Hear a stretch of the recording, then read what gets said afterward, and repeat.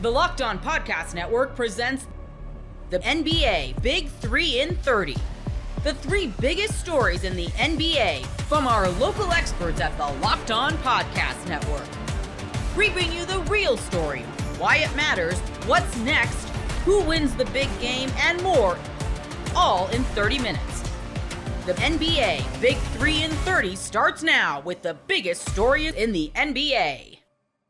He just couldn't compete versus the Celtics on Monday, getting blown out and exposed. You are Locked On Heat, your daily Miami Heat podcast. Blowout loss to the Boston Celtics on Monday night. No Jimmy Butler in this game, who was out with a knee injury that he sustained in Toronto on Sunday. He hopes to play against the Lakers on Wednesday. But, David, this one was over pretty quickly, and then it just got ugly pretty soon after that. I mean, Miami made a slight run at the start of the third quarter, cutting what was a 15-point halftime deficit into 8. It's a nice 7-0 run, getting a little bit of a spark there. Some nice defense from Drew Smith, and we're at that point in the season where Drew Smith gets inserted into the starting lineup, and he makes some plays because he at least brings something decent, which is defense at a high level.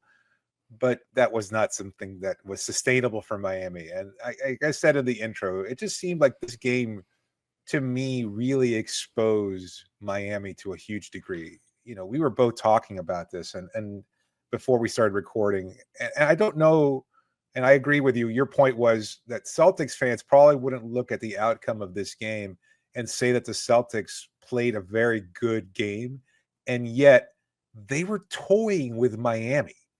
And it just felt like they were never pressured. That 8-point lead at one point, again, to start the third quarter, felt like that was a little bit of a, okay, here's some pressure, but it never felt like it was enough to really scare them or force them into doing anything that they wouldn't typically do. They played their game. They dominated. Luke Cornett started in place of Kristaps Porzingis and Al Horford, and he had Jordan Walsh in Holiday's place. They were without guys too, you know. Yeah. They were without guys, and yet it didn't even matter. Like Tatum and Brown didn't have great games. And it's just like, you know what? We don't care. Or like whether our team is at half strength or whether we're missing some key players. They're missing 2 legitimate starters, guys that, you know, you could say are pseudo all-star or borderline, you know, good players. And they didn't matter. Like they toyed with Miami, who were missing Jimmy Butler, missing Kevin Love. Sure, that's fine. Niko Jovic, maybe they make a difference. But it didn't seem like that. Like we got the best game of the season by Jaime Jaquez. He was inserted into the starting lineup, and he played well, I guess, for the most part. But Miami's offense was miserable. Their defense was just always a step too late. They looked slow. It looked like, you know, I watched old Jordan videos, and I've Michael Jordan, that is, and I've watched him playing against teams during the 80s just to see what it was like when he was having these monster games at a time when the rest of the league hadn't caught up. And it kind of reminded me of that because Jordan was always like a step too quick, a little bit too explosive, and everybody else is playing like a 3/4 speed, and Jordan is at 1.5. And that's what it looked like to me watching this Celtics team just out rebound, out muscle, get to their spots quicker. And the excuse of being on the second night of a back-to-back does not apply because Boston was also on the second night of a back-to-back, and they were without more core guys than the Heat were. And the Heat were without Jovic, no Kel'el Ware, no those guys don't even play for the Heat anyway. So what's the difference, right? Like Kel'el Ware probably would they would have gotten into this game in garbage time because it was a blowout. But this, to your point, David, it reminded me a little bit of the playoffs last year. Kind of looked like that in terms of. It felt like we were just wasting Boston's time. It felt like we should have almost paid them to show up. It was awful. It was an awful showing. And what it really reminded me of, was like in college football, where Bethune-Cookman will get paid to go into Tuscaloosa, Tuscaloosa, Alabama. And play like Alabama, and Alabama will literally pay them to schedule the win. That's what it felt like. It was like, we don't know what we're doing here either. It's cool that it's your homecoming weekend. We'll be here as something that you can just walk over and celebrate on. And that's what the Heat felt like in this one. And again, back-to-back, not an excuse. No Jimmy Butler, a little bit of an excuse, but not that much of an excuse because you still would have expected more. Maybe you would have expected to lose without Jimmy Butler on the set. That's fair. I think that's totally fine. Like this was, and then the Celtics are the best team in the NBA. Like you do expect to lose, even if you have Jimmy Butler probably in this game, or it would be understandable to lose rather, is a probably better way to say it. But to not even keep this game close, even a little bit, basically from the get-go, I know they went up like 7-0 or something, and then after that, that was it. It was gone. And the Celtics didn't even shoot well from three-point range for the first quarter and a half or so. Then they started making their shots, and then the game was over. And that was really it. But you didn't really see anything to hang your hat on if you're the Heat walking out of this game. No, not at all. I mean, they got outscored by 12 in the second quarter, outscored by 7 in the third. And in the fourth quarter, Miami won that quarter. But again, that was already a blowout, and they had reserves in early. And it never felt like they didn't feel the pressure at all. I mean, the comparison of bringing in that team just to make yourselves look good, this was not the spark of last year. Like I was watching this and thinking, well, they get geared up because it's a pseudo rivalry. Mm-hmm. And it just becomes so apparent that Boston has passed Miami to such an incredible level that maybe with Jimmy's presence there, maybe it would have felt a little difference because Jimmy always competitive and he always, seems to get a little bit more going when it's going up against these rivals, just to kind of say, you know what, we can compete with these good quality teams, especially when a team like Boston. And yet, he wasn't there. And that's no excuse, because you're just not good enough. And you look at that team and that performance, and that was as crushing a blow, as defeatist as I've felt in a long time. Like, I know like last year was a chore and it was difficult and everything else like that, but there was always if they're healthy excuse. What's the issue this year? They're just not good enough. They're not. And at the game tonight really showed that to me in a way that I don't think I've seen before. Is that they're really slow, they're really small, they're really not great. And unless they're bombing away from 3-point range or have a monster Tyler Hero game, they just don't compete. And they don't do anything well. What do they do at a high level? This team doesn't do anything well. We sometimes confuse like Spoelstra's words, versatility and ignitability. And this is not like to blame Spo, because what else is he supposed to do? But with this roster right now, but like we confuse ignitability for a lack of consistency. Yeah. Like, Duncan Robinson sure is ignitable, but he goes 0 for 6 from 3-point range. Terry Rozier goes 2 for 6 shooting. Like, that's not sure. And I think everybody's ignitable. Heck, Corey Brewer scored 52 points in a game. Is he ignitable? Like, I don't know. Like that's an old reference, but Tony Jellick with 50 points. Who's that guy for the Raptors? Never mind. So we confuse ignitability for just not being that good of a consistent shooter, and then we confuse versatility with lack of specialization in anything. With just because you don't do anything well, all of a sudden you're versatile. No, you just don't do anything at a high level. And I feel like the Heat just have a lot of these guys this year who used to be kind of quote unquote versatile, but aren't really doing anything at a very high level right now. And you just look up and down this Heat roster, and even with Jimmy, throw Jimmy Butler in this game, man. The Heat still get blown out in this game. I'm telling you, the way Jimmy Butler has played this year, lows in a Miami Heat uniform across the board on the second night of a back-to-back, anytime anything's bothering him, he plays worse, right? So even if he did come out here with a knee injury, he's not going to be playing well. He's 35 years old. I don't know what else to expect. Meanwhile, you have Jason Tatum in his prime, Jaylen Brown in his prime. The Celtics are deeper. They are more talented on paper. And that whole era, to your point, David, of, hey, maybe the Celtics have more talent on paper, but the Heat, man, they're a better coach. They got Jimmy. They can outmuscle you. They get in their head. Those days are over. And honestly, we haven't seen them since 2023. We're going on almost 2 years now of having really seen that. I said this before. I've said it last year, and I'm saying it again now. The window is closed, and we could talk about what that means, but it is obvious that this window is closed. You are not beating the Celtics in a playoff series. It ain't happening. I mean, to that point, and I'm just kind of going to brush back on it a little bit, just because I'm trying to play maybe devil's advocate here. Like, let's say Jimmy starts, if he's healthy, obviously, and he has what I would expect to be a good game, not a great game, because I just don't know that on the second night of back-to-back at this stage in his career, he's capable of back-to-back great games like that. Let's say he has an average game of like 18 points, gets to the line 8 or 9 times, makes a difference, plays a little bit more defensively, challenges some shots. That's fine. does Jaime continue to bring that spark off the bench? Can he continue to be as good as he was as a starter, or would his minutes have just been lower and he just doesn't get as many opportunities? If anything, maybe that might show Miami's depth a little bit, and maybe they can compete a little bit, but it didn't feel that way. Again, No, the Celtics could have just turned it on. The Celtics never turned it on. Like Tyler Hero is going to get on the highlight reel because of his quote unquote stop on Jason Tatum. Jason Tatum fell asleep at the wheel. It felt like he forgot he had the ball, and there was 5 seconds left on the clock. Like, credit to Tyler Hero for sliding his feet and stuff. Like, I guess. But like Tatum literally just dribbled the possession out. Like, I'm not getting any. It's like playing a pickup game against like a kid or something. Like, you're kind of just playing around. It's like, do I make it? Do I not? It's like, all right, if I have to flip the switch, I can. But I mean, this guy's, he's not good enough to compete with. I don't know how, even if you're the most optimistic Heat fan, man, and like I was so amped up for this game. I was like, it's Heat Celtics. It's, I always get psyched for these games. I was really looking forward to it. I had I bought some candy. Ooh. I was going out on a Monday night, man. I was going all for it. Treat, huh? The Haribo. I got the Haribo gummies, but the sour ones. Okay. Pretty good. Not as sour as I would like. Not the point. It was.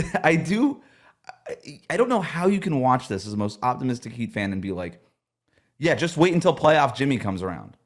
Like, there's no world that happens. There's no version of that. Like, they're just not just the Celtics. The Cavaliers are way better than them. The Orlando Magic are way better than them. The Magic have won 12 of the last 13 games without their best player. Gametime has a new feature called Gametime Picks that makes getting tickets for your favorite live events even easier. Gametime Picks filters out the fluff to show you only incredible deals on great seats, so you don't have to waste time searching through thousands of tickets. Curation makes it easier to save more on sports, concerts, comedy, theater, and more near you. You can take the guesswork out of buying tickets with Gametime. Download the Gametime app, create an account, and use code LOCKEDON for $20 off your first purchase. Terms apply. Again, create an account and redeem code LOCKEDON for $20 off. Download Gametime today. What time is it? Gametime. 29-point blowout win over the Lakers. You are Locked On Timberwolves, your daily Minnesota Timberwolves podcast. The Timberwolves, of course, came into this thing after winning on Friday against the Clippers in what was, not a dominant overall performance, but I would say a dominant defensive performance for the Wolves against the Clippers on Friday. And of course, they've still got offensive weapons and, James Harden. And even if they've been maybe a little more impressive defensively this year, that's a good offensive team. And the Wolves held them to, I think, 92 points. Now they hold the Lakers to 80 points. And to me, the biggest thing that I take away from this game is stacking these two defensive performances on one another. Now, of course, it all means nothing if they go out to the West Coast and lay an egg in these, I think it's Clippers Wednesday and then Warriors Friday and Sunday. Like, they've still got to be competitive. They've still got to win these games on the West Coast, but to stack consecutive strong defensive performances is legit important for the Wolves. And we can acknowledge off the top, the Lakers' shorthandedness in this game. No Austin Reeves. They were playing in the second night of a back-to-back. They played at altitude in Salt Lake City on Sunday and escaped with a 1-point win. LeBron kind of had to carry the Lakers to that one. D'Angelo Russell did not play on Sunday due to illness, so he was actually fresh and was the best player on the floor for the Lakers, and it really wasn't close. He had 20 points on 12 shots and really just was great. Anthony Davis, LeBron James, neither one of those guys played well at all. They combined to shoot 8 of 30 in this game, 0 of 6 combined outside the arc. They combined for 9 assists and 8 turnovers in this game, and for 22 points on those 30 shots. Not good performances from the Lakers superstars. D'Lo was good, and that was about the only bright spot if you are a Lakers fan. But again, like, we have to acknowledge the travel and rest advantages. The Wolves had not played since Friday. They were off Saturday and Sunday, so 2 full days of rest in between games. Coming off of another like touch and go close performance on Friday. Like, this is the first time the Wolves have blown a team out in, man, I don't know. I'm gonna look at the schedule because I couldn't even tell you. It's been 3 weeks since the Wolves have had a blowout win. Let's see. The overtime win over Sacramento, the buzzer beater over Phoenix were the only other wins besides Friday. So the first Portland game. So back way before the Wolves lost to Portland twice was the last time they blew a team out. They blew out Portland at home by 25 on November 8th. That was nearly a month ago. And since then, the Wolves lost 7 of 9, including 2 close wins in the middle. And all their losses, except for one of those Portland losses, was close too. We talked about this the other day. And now a close win over the Clippers and a blowout win over the Lakers. So again, this is both a plus and a minus. Like, the Wolves haven't blown a team out in a month, but they've also only been blown out once in that stretch too. They played a ton of close games. So long term, maybe that's better for them in terms of chemistry, et cetera, getting guys used to play with each other. And it's also positive in the sense that they're not getting blown out. All that to say, it was refreshing to see actual garbage time in a Wolves game. It was refreshing to see the Timberwolves play as well as they did defensively. And we saw moments in that Clippers game Friday of this team having, the defensive identity that this team displayed throughout last season. And we saw glimpses, I think the Boston game, certainly the Houston game last week that was ultimately an overtime loss. There were moments where we could point at and say, look, that's the swarming defense. That's the scrambling defense. That's the covering for each other, the crisp rotations defensively that we grew to love last season in the league's number one dominant defense by far. And that, the national audience got to see in the playoffs, especially against Denver. It wasn't quite there in this game, and it wasn't there for that whole Clippers game, but to hold opponents consecutively to 92 and 80 points. So what is that? 172 points over 2 games is really nice. Is really, really nice. Let's talk a little bit about that, about the defense, I guess, specifically. Let's do that. I thought that the Timberwolves defensively, I think crisp is probably the right word for it. The rotations were good. There were a couple easy buckets mixed in. It's that happens. But for the most part, like, the Wolves started the game with Rudy Gobert mostly guarding Anthony Davis. And Anthony Davis, was a monster in the opening night game against the Wolves, had 30+, dominated the Wolves. Rudy did not have a good game. Randall did not have a good game in the opening night game. The Wolves started this one with Rudy on AD. Mostly went okay. Then they switched it up. They put Randall on him.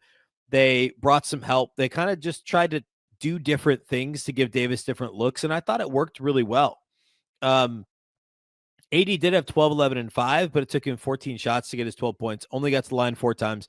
Anthony Davis gets to the line more than anybody else in the NBA, and clearly he felt like he should have gotten to the line, a billion times in this game too. It was the level of complaining for calls was impressive from Anthony Davis in this game.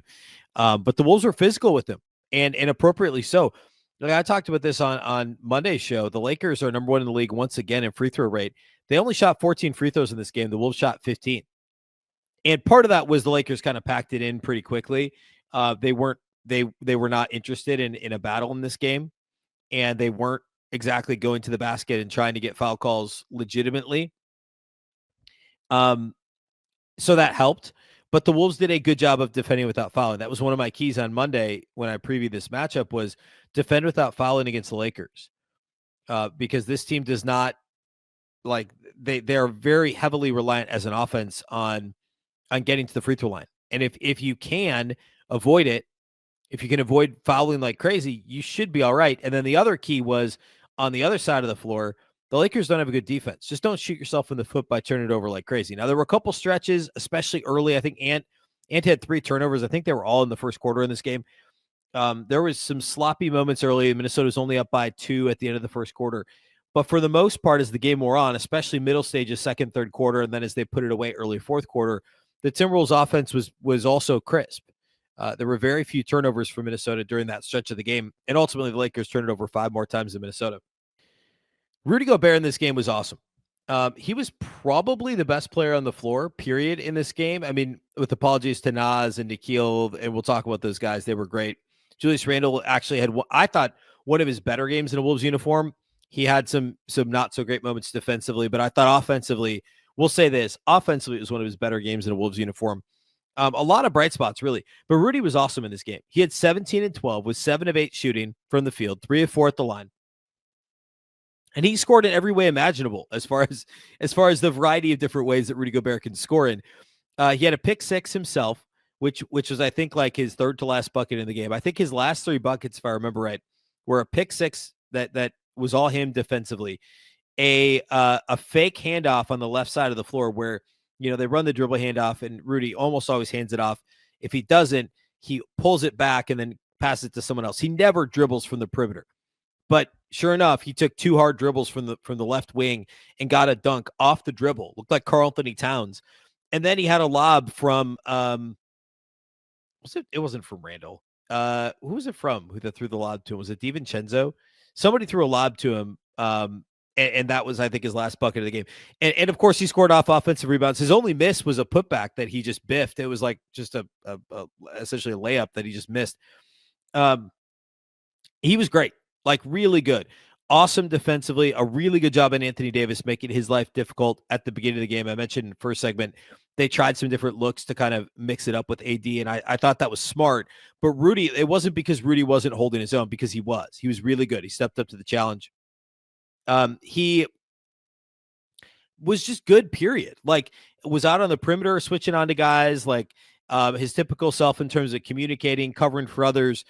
He had 0 blocks in this game, but that's not the end all be all. Far from it when it comes to Rudy Gobert. I thought he was fantastic defensively and really, again, did everything and more that the Wolves needed from him offensively in this game. And it's really nice to see that. It's nice to see him get rewarded when he plays as hard as he does defensively. And of course, it's been a rough start to the season for the Wolves. And of course, Rudy is always a lightning rod for so much of that. We talked a lot about it last week, so I don't want to belabor that too much.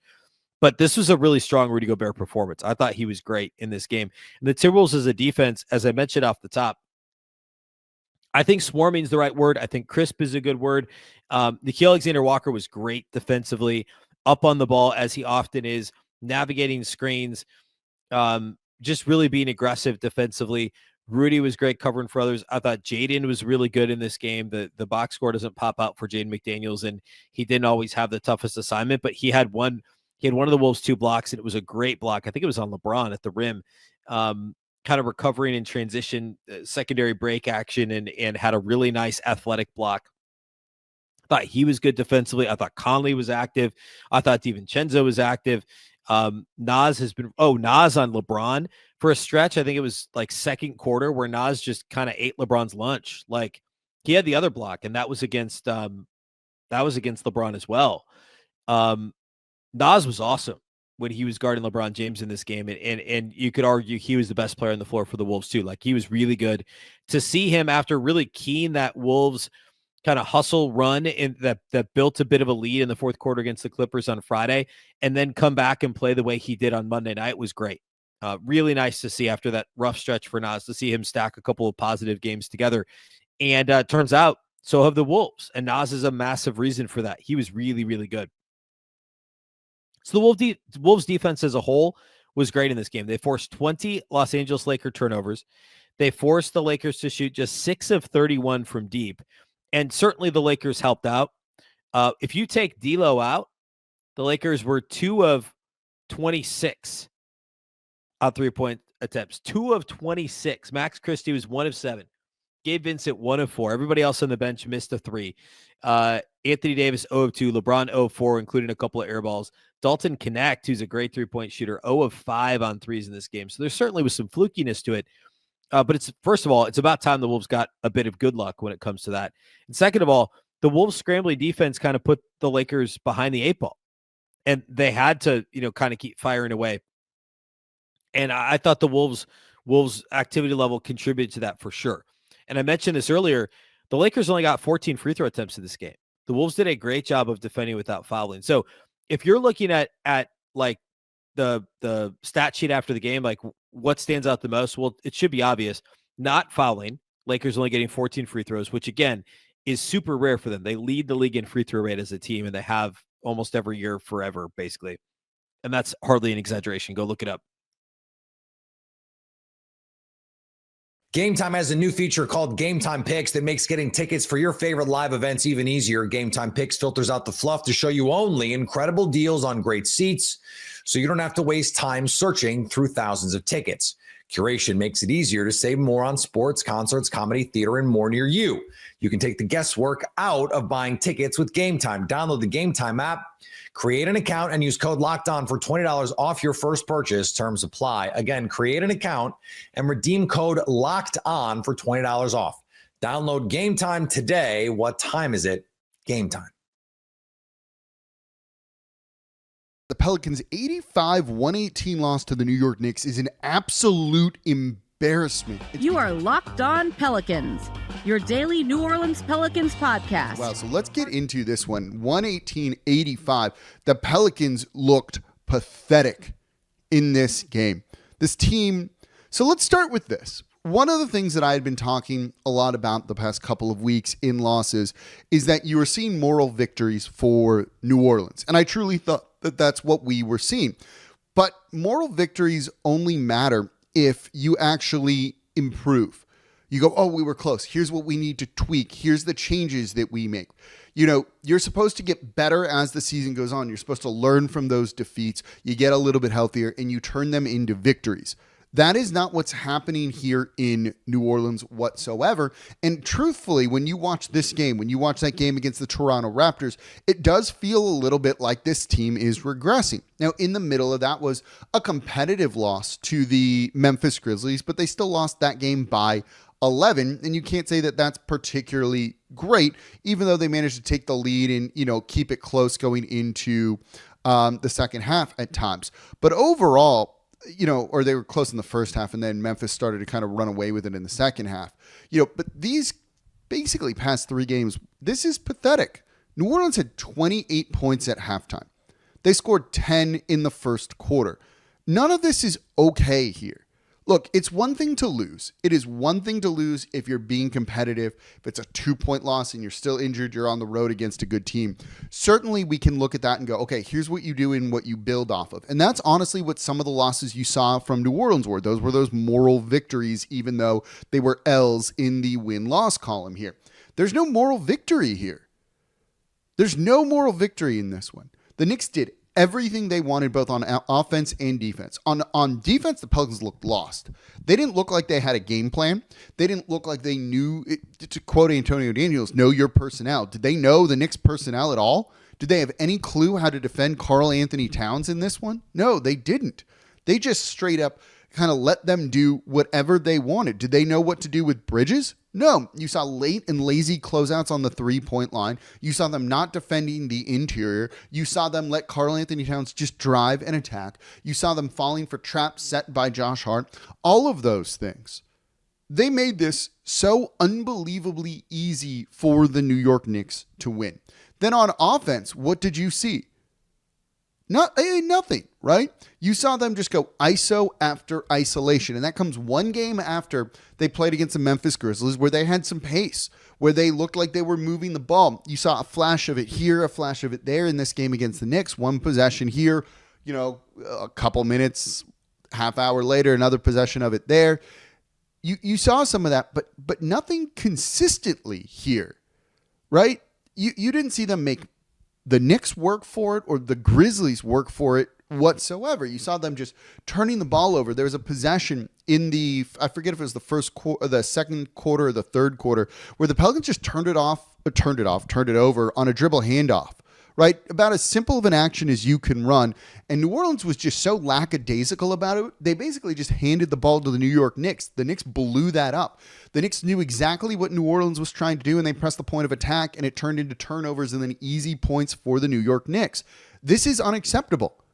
Look, you don't have Zion. You don't have Brandon Ingram. You don't have Jose Alvarado. You don't have Herb Jones. No one's expecting this team to be a title contender right now. But can you not go down or score only 28 points in the first half of a game? Can you have more pride than that, it feels like? And that's not what this team was playing with whatsoever in this one. They were down 41 in the first half.